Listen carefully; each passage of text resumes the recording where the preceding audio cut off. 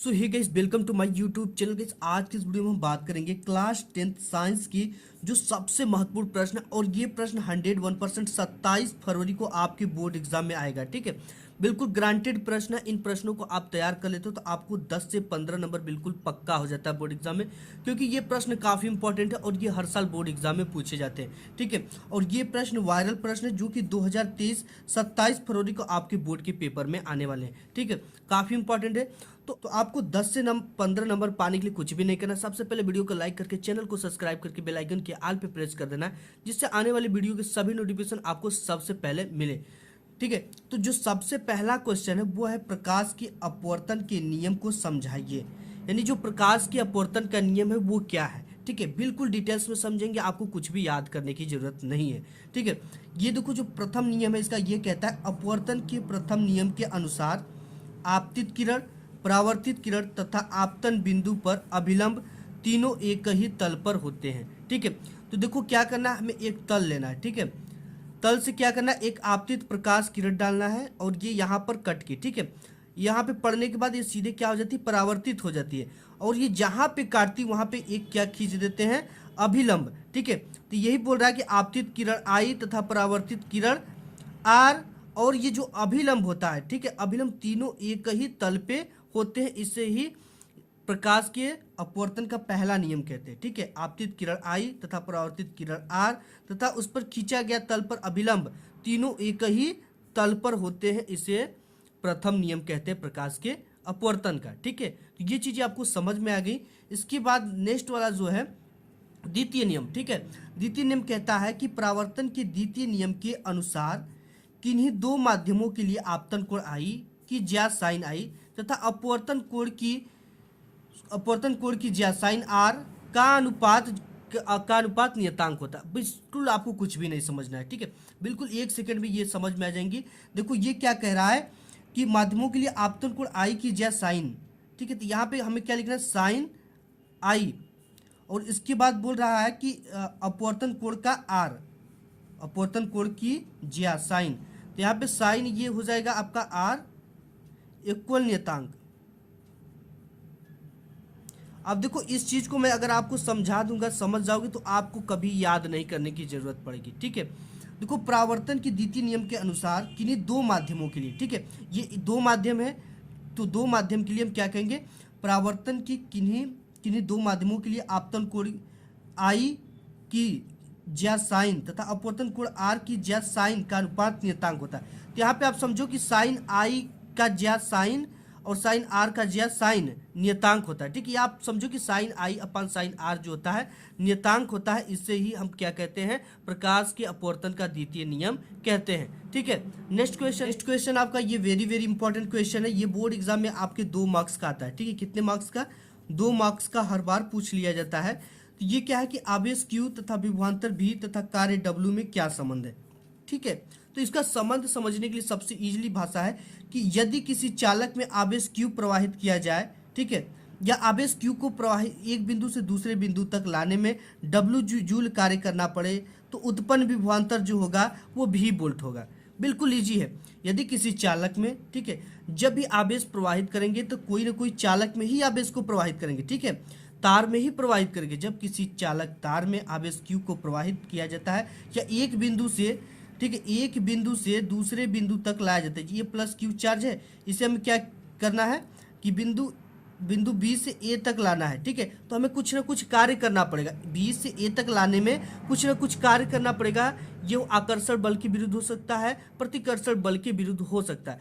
तो यहाँ पे हमें कुछ ना कुछ काम करना पड़ेगा। वही बोल रहा है कि आवेश Q को एक बिंदु से दूसरे बिंदु तक लाने में किया गया कार्य W, अगर कार्य W किया जाए तो उत्पन्न विभवांतर जो होगा वो V होगा। ठीक है, इसी ये परिभाषा आप समझो कि यदि किसी चालक में आवेश Q को एक बिंदु से दूसरे बिंदु तक ले जाने में किया गया कार्य W हो, ठीक है, तो उस बिंदु के बीच जो विभवांतर होगा वो V होगा।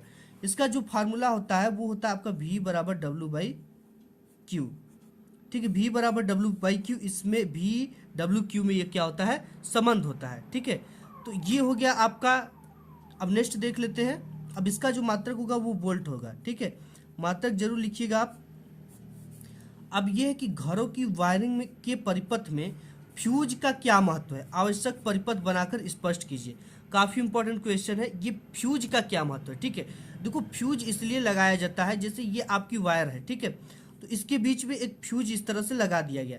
अब देखो ये क्या होता है कि जैसे हमारे घरों में कभी कभी ओवरलोडिंग, ठीक है, या अत्यधिक विद्युत आ जाती है, धारा अत्यधिक मतलब ज़रूरत से ज़्यादा धारा आ जाती है, तो ये हमारा जो तार लगा होता है ना, ये तार क्या होता है, गर्म हो जाता है। गर्म होने के बाद ये इसके ऊपर जो कुचालक आवरण होते हैं, ठीक है, अचालक आवरण होते हैं, जो कि हमारे तार को क्या रहते हैं, ढके रहते हैं ब्लैक कलर में, तो वो क्या होता है कि पिघल कर जलने लगते हैं और घरों में क्या होती है, इससे आग लग जाती है।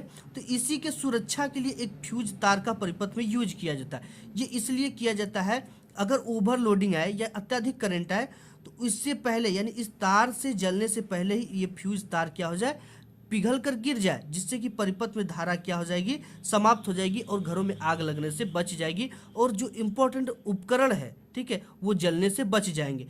यही फ्यूज का काम है। ठीक है, तो ये फ्यूज एक तरह से हमें क्या करती है, सुरक्षा प्रदान करती है। ठीक है, तो इसीलिए फ्यूज तार लगा दोगे आप, तो फ्यूज तार देखो जो होता है वो कम गलनांक का होता है, क्योंकि देखो जैसे आप मान लो कि ये 6 एम्पियर का तार है, ठीक है, ये 6 एम्पियर का तार है, तो इसमें अगर आप 7 एम्पियर धारा बहाओगे तो ये क्या होगा, पिघल जाएगा, गर्म हो जाएगा, सहन नहीं कर पाएगा। वही चीज़ इसमें भी, इसकी एक नियत गलनांक होती है, अगर उससे ज़्यादा ये इसमें धारा आ जाती है तो वो क्या हो जाती है, टूट कर गिर जाती है, जिससे हमारे घरों में आग लगने से बच जाता है, आवश्यक उपकरण जलने से बच जाता है। जैसे हम यहाँ पे लिखे हैं कि फ्यूज एक ऐसी सुरक्षा युक्ति है जो किसी वैद्युत परिपथ की शॉर्ट सर्किट, कहीं भी शॉर्ट सर्किट हो जाता है अथवा ओवरलोडिंग परिस्थितियों में सुरक्षा करती है। किसी केबल अथवा तार में उसकी वहन क्षमता से अधिक वैद्युत धारा प्रवाहित करने पर वह तार क्या हो जाता है, गर्म हो जाता है और उसका अचालक जो ऊपर का आवरण होता है, जिससे ढका होता है, आवरण जलने लगता है, जिससे घरों में आग लग जाती है। ऐसी स्थिति में फ्यूज सुरक्षा प्रदान करती है। ठीक है, स्वयं पिघलकर टूट जाता है और परिपथ से वैद्युत धारा समाप्त हो जाता है। फ्यूज के लिए प्रयोग किया गया तार जो होता है वो काफी कम गलनांक का होता है। ठीक है, यहाँ पे तार जो होता है वो निम्न गलनांक का होता है, जो कि निर्धारित मान से अधिक धारा प्रवाहित होने पर। ठीक है, जैसे हमने बताया कि 6 एम्पियर का तार का, इसमें इसकी क्षमता कितनी है, इस तार की 6 एम्पियर। ठीक है, अगर हम इसे 7 एम्पियर, 8 एम्पियर, 10 एम्पियर देंगे तो ये खुद पिघल कर गिर जाएगा। वही चीजें बोला कि अधिक, उसके निर्धारित मान से अधिक धारा प्रवाहित होने पर स्वयं पिघल कर टूट जाता है, केबल को अचानक पिघलने, उससे आग लगने से बचा लेता है। अब देखो इसमें क्या कह रहा है कि आपको इसका परिपथ आरेख खींचकर भी दिखाना है बोर्ड एग्जाम में। ठीक है, तो इसके लिए हम एक परिपथ ले लेते हैं और यहाँ पे इसका प्लस सिरा हो गया और यहाँ पे ये माइनस सिरा हो गया। ठीक है, इसमें हमको क्या कर लेना है, एक ठो बल्ब जोड़ देना है। यहाँ पे सपोज हमने एक बल्ब जोड़ दिया इस तरह से। ठीक है, ये बल्ब है एक तरह से, और इसके परिपथ में हमने एक क्या लगा दिया, फ्यूज तार लगा दिया। ठीक है, फ्यूज तार आप इस तरह से लगा सकते हो, इसका सिंबल, ये फ्यूज तार लगा दिया। अब देखो इसमें जब धारा अधिक होगा तो ये पिघल कर गिर जाएगा, जिससे हमारी ये बत्ती भी 100 वाट की जलने से बच जाती है। ठीक है, तो इसी तरह से आपको परिपथ आरेख खींचना है। नेक्स्ट क्वेश्चन देखिए, नेक्स्ट जो क्वेश्चन है कि 2 ओम, 3 ओम, 6 ओम के प्रतिरोधों को किस प्रकार संयोजित करेंगे कि समान संयोजन का कुल प्रतिरोध 4 ओम हो और एक बार 1 ओम हो। ठीक है, देखो इसके लिए हमें कुछ भी नहीं करना है, सबसे पहले हमें ऐसा प्रतिरोध को व्यवस्थित करना है, उसे हमें हल करने पर कितना ओम आए, 4 ओम। ठीक है, तो सबसे पहले हम क्या करते थे कि 3 ओम और 6 ओम को किस क्रम में जोड़ देंगे, समांतर क्रम में। ठीक है, 3 ओम और 6 ओम को समांतर क्रम में। ठीक है, ये 3 ओम और 6 ओम को किस में जोड़ेंगे, समांतर क्रम में, समांतर क्रम में। ठीक है, अब इसके बाद 2 ओम को किस में जोड़ दे, श्रेणी क्रम में जोड़कर देखें, 2 ओम को श्रेणी क्रम में जोड़ने पर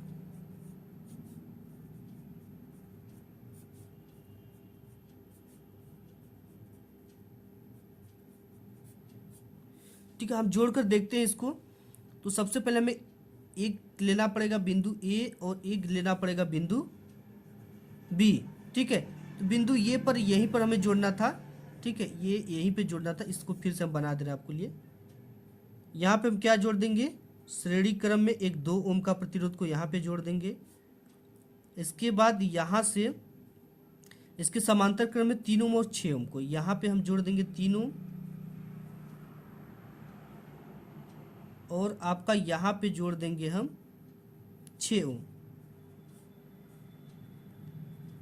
ये बिंदु ए और बी है, ठीक है। अब देखो हम इसको पहले सॉल्व कर लेंगे।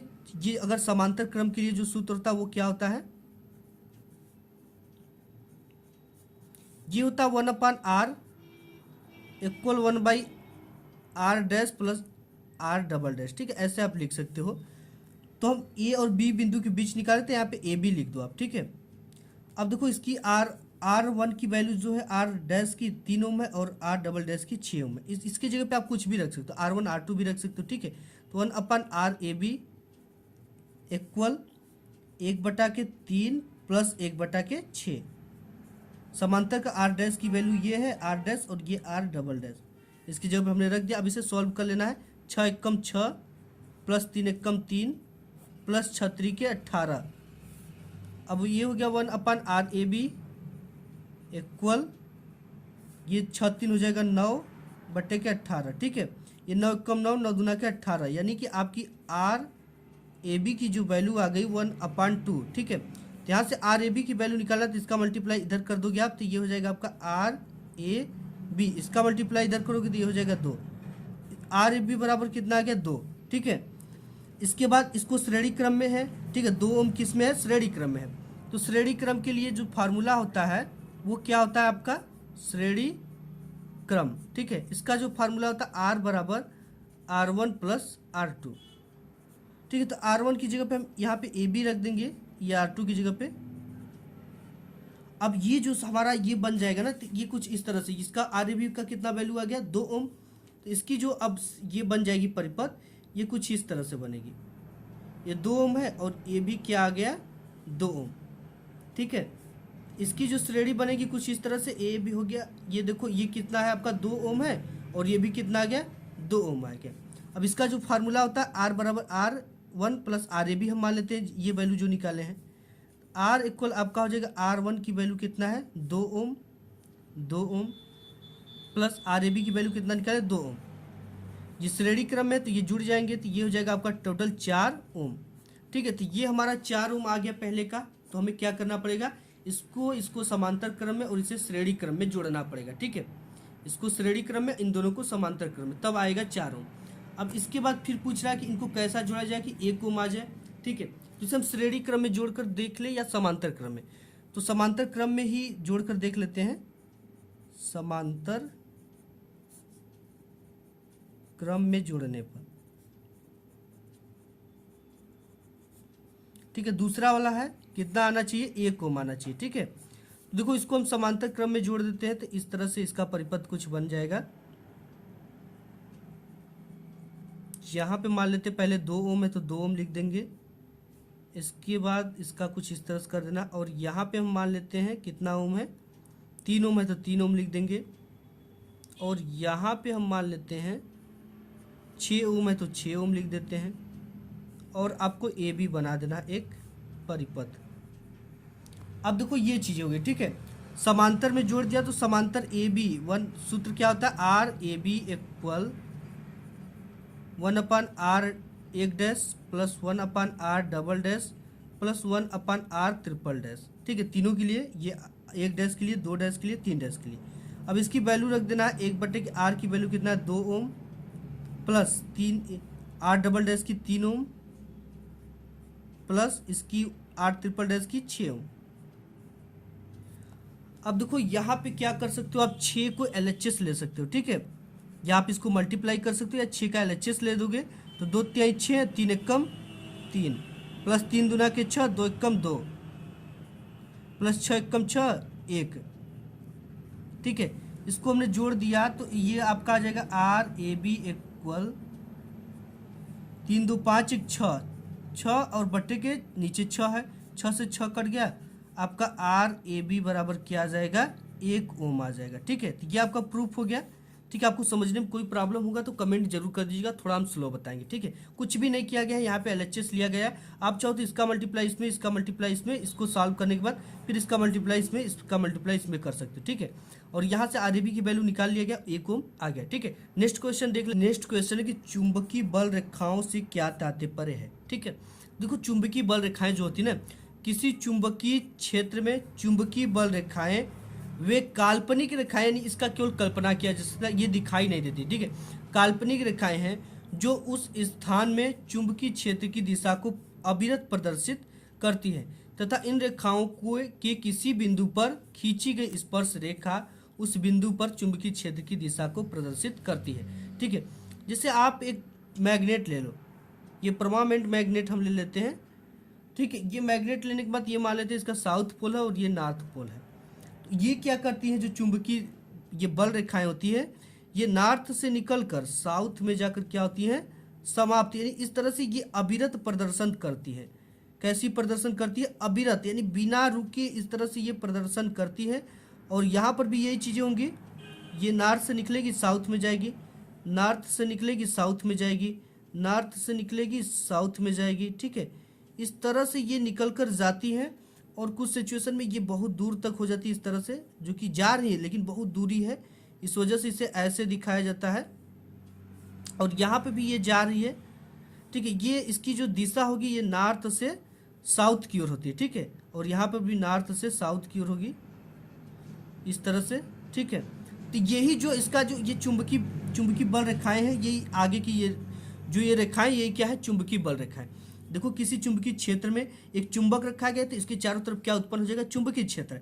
चुंबकीय क्षेत्र में बल रेखाएं वे काल्पनिक रेखाएं, इसकी केवल कल्पना किया जा सकता है, ये दिखाई नहीं देता, जो उस स्थान में चुंबकीय क्षेत्र की दिशा को अविरत प्रदर्शित करती है। ये दिखाती है कि इसका मतलब कि जो दिशा है वो नॉर्थ से साउथ की ओर है, ठीक है। ये इस तरफ जा रही है, क्षेत्र की दिशा को अविरत प्रदर्शित करती है तथा इन रेखाओं के किसी बिंदु पर, देखो इस रेखाओं की किसी बिंदु पर रेखा खींचेंगे ना, तो वहां पे ये क्या करेंगे, चुंबकीय क्षेत्र की दिशा को दर्शाती है, ठीक है। तथा इन रेखाओं के किसी बिंदु पर रेखा खींचे तो स्पर्श रेखा उस बिंदु पर चुंबकीय क्षेत्र की दिशा को प्रदर्शित करती है। तो गाइस आज की इस वीडियो में बस इतना ही, मिलूंगा एक नेक्स्ट वीडियो, तब तक के लिए धन्यवाद।